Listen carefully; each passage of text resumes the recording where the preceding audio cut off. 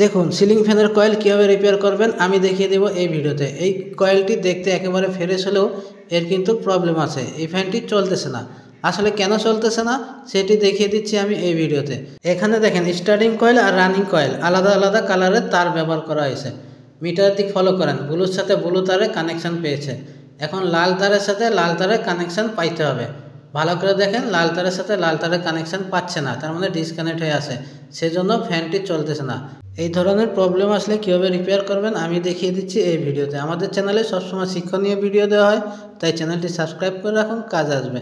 সর্বপ্রথমে আমরা এই লুপ তারের কানেকশানগুলো ডিসকানেক্ট করে লুপ তারগুলো ভালো করে বের করে দেব।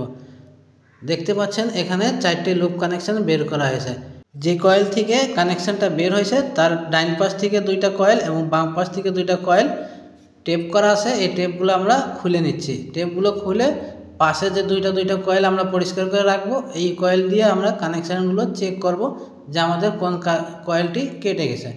তো আমি একটা কাটার দিয়ে এই পাশের কয়েলগুলো একটু ঘষে নিচ্ছি। দেখেন যেখানে কানেকশান বের করা আছে তারই দুই পাশে 2টা কয়েল আমরা কানেকশান ঘষে নিয়েছি। মিটারের দিকে ফলো করেন, এখানে দেখেন কানেকশান পাচ্ছে।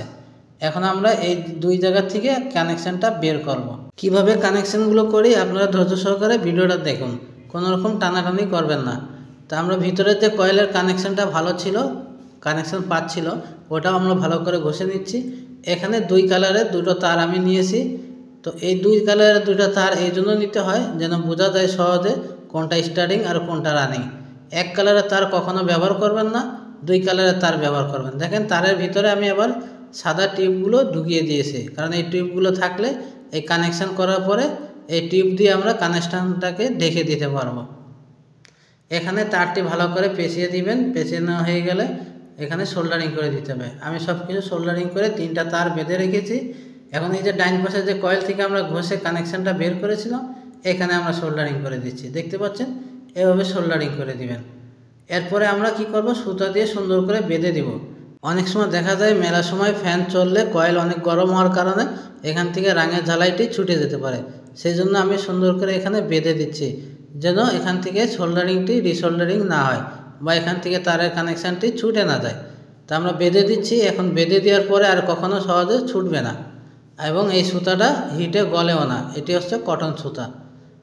এখন আমরা কয়েলটাকে সুন্দর করে বেঁধে দিব গুছগাছ করে। এখন আমরা মিটারে চেক করে দেখব। দেখেন সবুজের সাথে সবুজ তারের কানেকশান পেয়েছে এবং ব্লু তারের সাথে ব্লু তারের কানেকশান পেয়েছে। ভিডিওটা ভালো লাগলে লাইক দিয়ে শেয়ার করে দিবেন। আল্লাহ হাফেজ।